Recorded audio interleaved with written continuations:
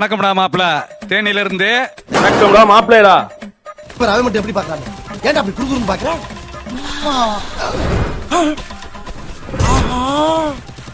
அவனா நீ?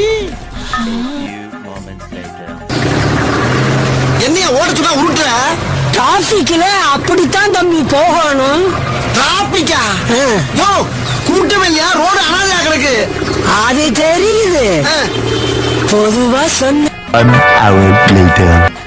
சொல்லி நிறுத்துங்களா? அவன் நிறுத்துற ரூலுக்கு மட்டும் வந்துக்கிறேன். டேய், என்னடா பண்றீங்க? அக்கா அம்மா